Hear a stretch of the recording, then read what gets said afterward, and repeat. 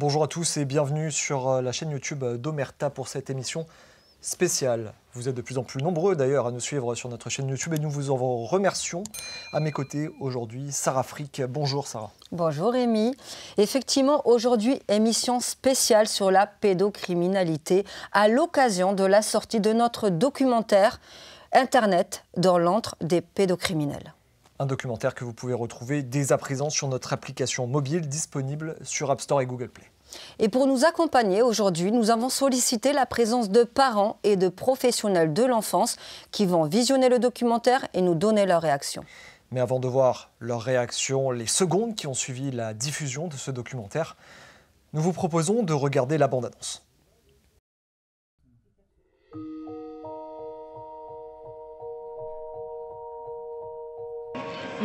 Tu es sur quel collège?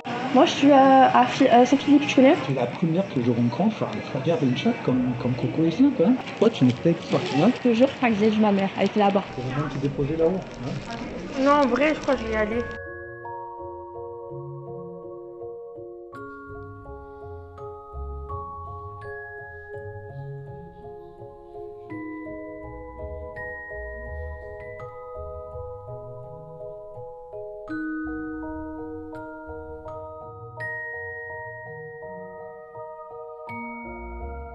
On peut acheter le numéro de téléphone, le numéro des parents, l'adresse, l'établissement.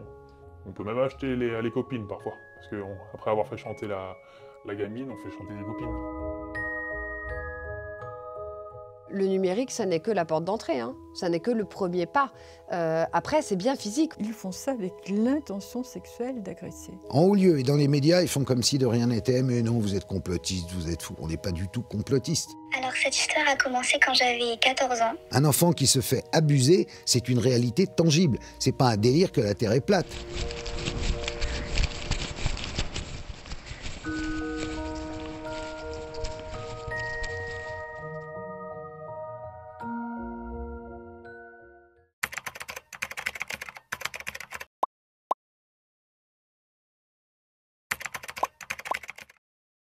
La question qu'on se pose, c'est est-ce que ces parents avaient conscience qu'en donnant un téléphone entre les mains de leurs enfants, ils ouvraient finalement la boîte de Pandore? À la fois, on comprend, on prend conscience de la gravité, en même temps, ça reste accessible à un public assez large. Et du coup, je pense que c'est l'objectif quand on veut mettre ce sujet au cœur du débat, c'est-à-dire faire prendre conscience que c'est un sujet gravissime, tout en ne perdant pas la personne qui regarde. Excusez-moi, je suis... Et je regarde ce truc et je me dis, à l'époque, c'était 250 000 sites internet.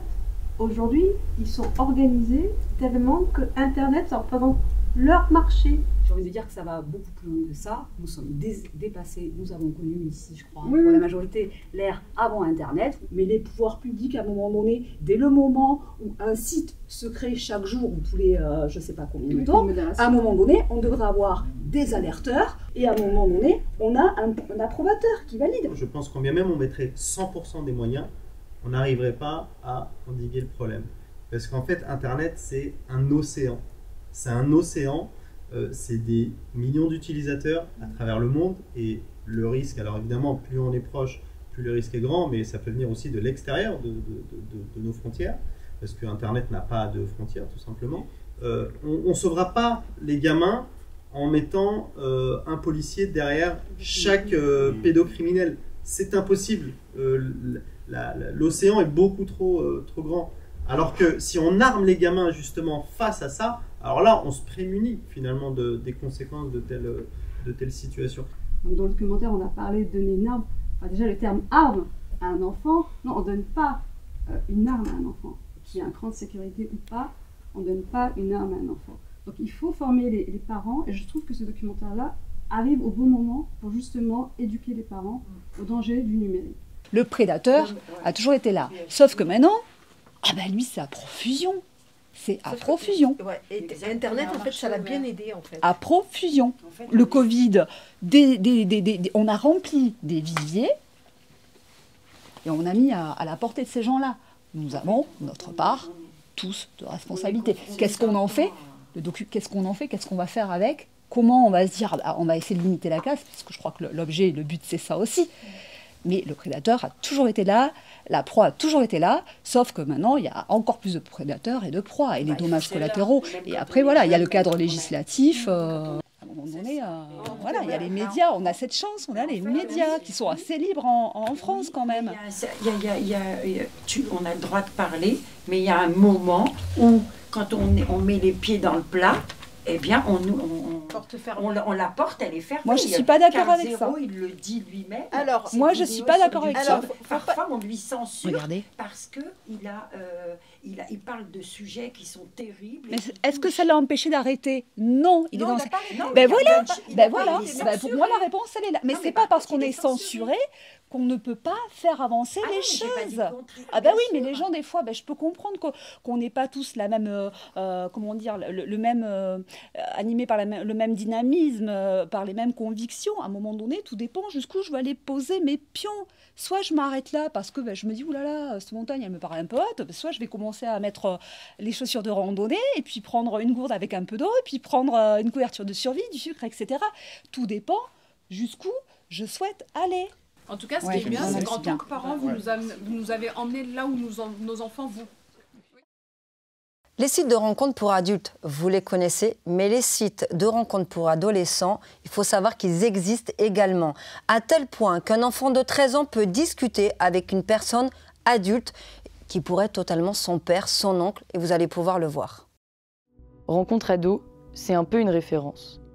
La plateforme se vante d'être le meilleur site de rencontre pour les adolescents. En quelques secondes, ton profil est paramétré. Lina, 14 ans, collégienne. Ici, la pièce d'identité n'est pas demandée. Tu peux te rajouter 2 ou 3 années de plus ou 30 années de moins. Dans cette fosse au lion, les prédateurs sont humains. En quelques secondes, les premières notifications apparaissent. Une fois les banalités passées, les masques tombent. C'est intrusif, insistant, gênant.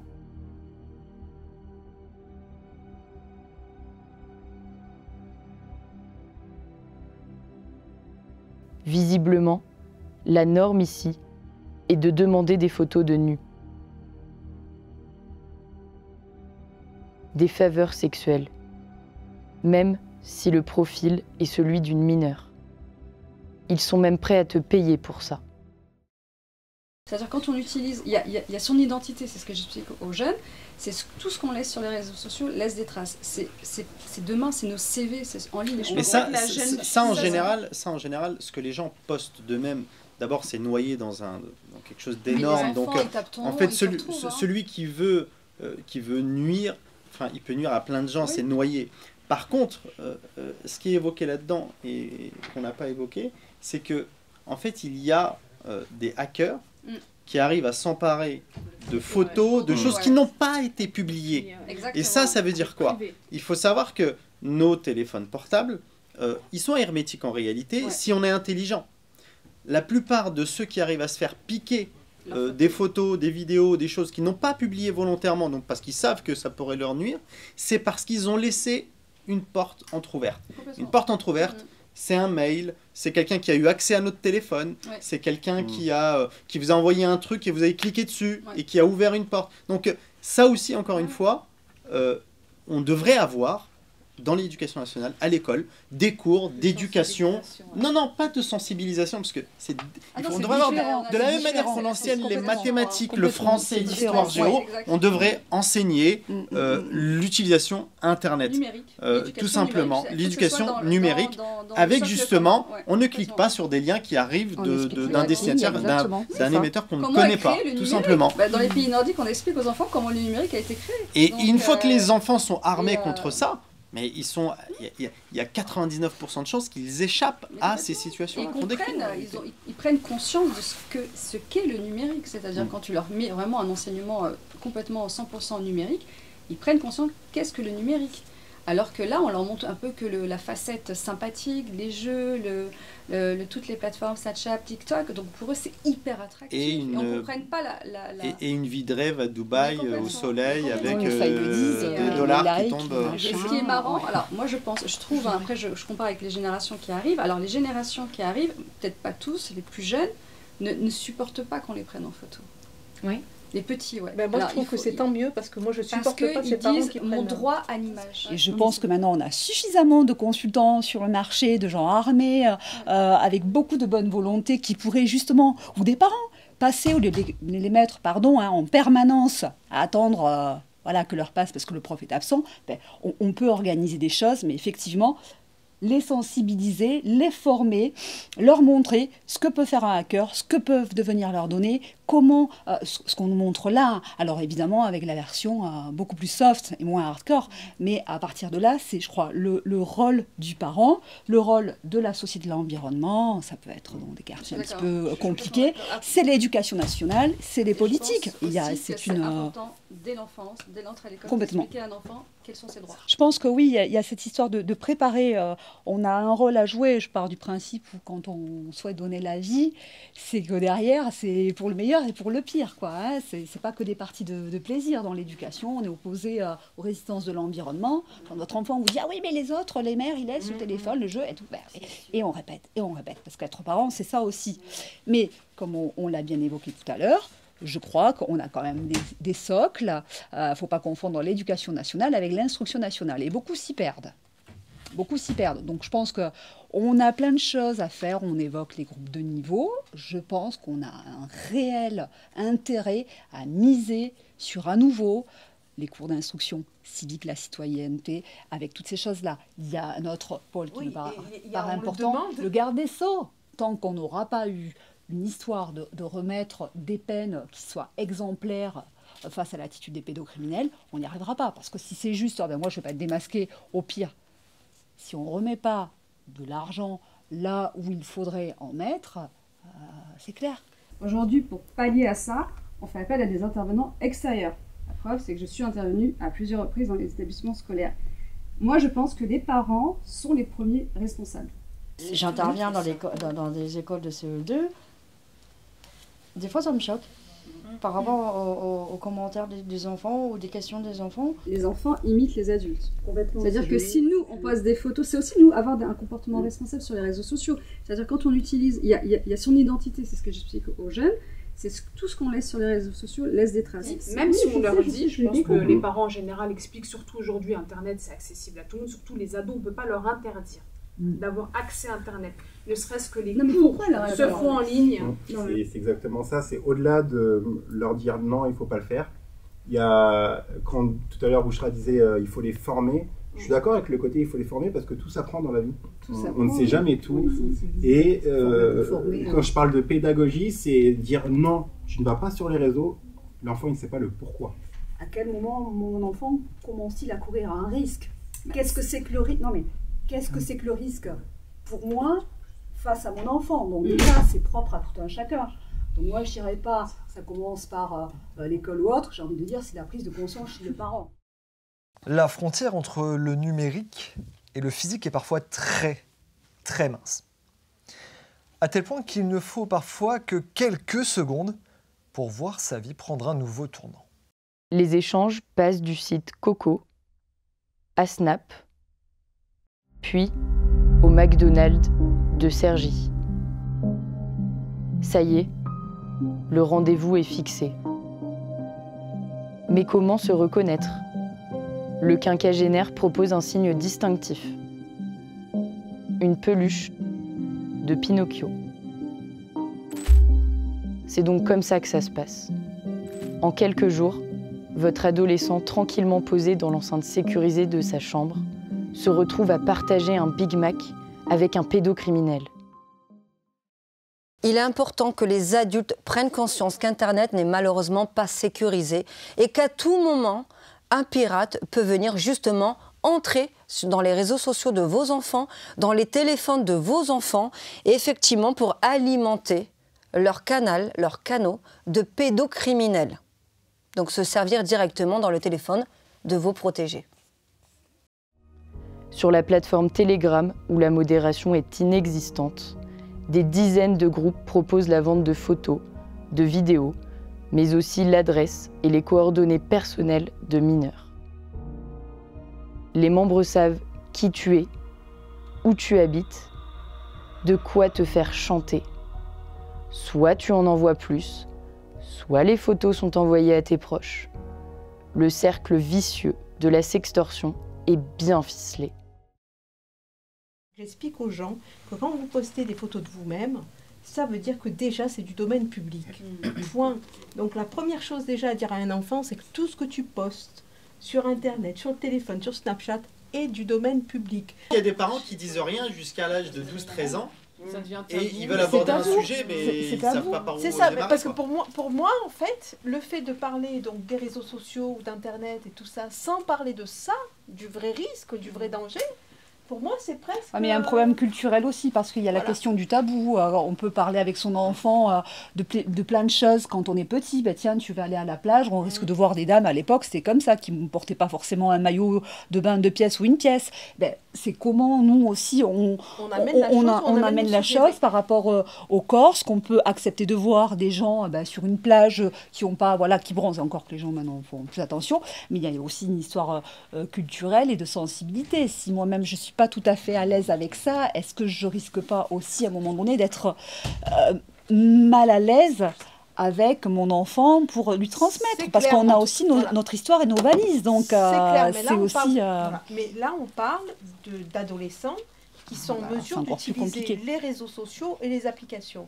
Donc à ce moment-là, ils sont potentiellement en âge d'entendre parler des vrais risques, en fait. Oui, mais ils vous disent que leur corps leur appartienne, même si vous avez l'ascendant sur ce qu'ils ont légalement le droit de faire ou ne pas faire. Ils sont sous votre protection. Et c'est toujours le paradoxe. Ouais, mais moi, je fais ce que je veux parce que je mets... j'en sais rien, moi. Ça va être pour moi, j'ai pas de fille, hein, mais ça pourrait être pour les vernis à ongles. Oui, mais c'est mon corps. Ou même un garçon va vous dire, oui, mais je fais ce que je veux, je fais machin. Et donc, c'est ça oui. qui est dérangeant, c'est à quel moment on accepte, on peut comprendre et on accepte. À quel moment l'enfant comprend que on ne joue pas là. En face, il y a des vrais adultes et ces adultes vont se servir de leur corps librement. Donc, le problème, c'est sur le danger, en fait. Moi, c'est ce que j'ai fait depuis petit. Comme disait Amine, il faut leur parler dès qu'ils sont petits. C'est-à-dire que même quand ils étaient en crèche, qu'ils commençaient à comprendre, je leur expliquais les choses.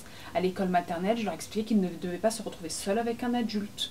Des petites choses de base, en fait, parce qu'ils ne se rendent pas compte. Et les endroits où on ne devait pas les toucher.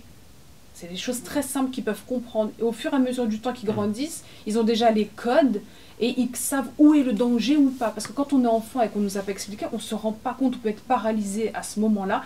Et même avoir la capacité de rapporter ce qui s'est passé, on ne peut pas être en capacité de le faire si on ne nous a pas dit que c'était un danger. Et les pédocriminels, ils sont pas idiots. C'est-à-dire qu'ils vont s'en prendre aux plus faibles. Ouais. C'est-à-dire que s'ils ont affaire à un gamin qui voit éveillé, qui comprend, qui a assimilé un certain nombre de règles et de concepts, il va très vite s'éloigner parce qu'il sait que ça peut le mettre en risque. Ouais, complètement. Et donc en fait, il va y avoir une concurrence finalement entre les gamins. C'est-à-dire ceux qui sont les mieux armés seront plus à même d'être protégés et les autres serviront de proie à ces gens-là. Merci beaucoup d'avoir suivi cette émission spéciale autour de la pédocriminalité. Merci à tous les parents et à tous les professionnels de l'éducation qui ont accepté notre invitation, qui ont pu visionner en avant-première ce documentaire. Nous espérons vraiment que ça va faire bouger les mentalités de façon bienveillante et il est temps de prendre en main, en charge l'avenir de nos enfants et ça commence par ce documentaire.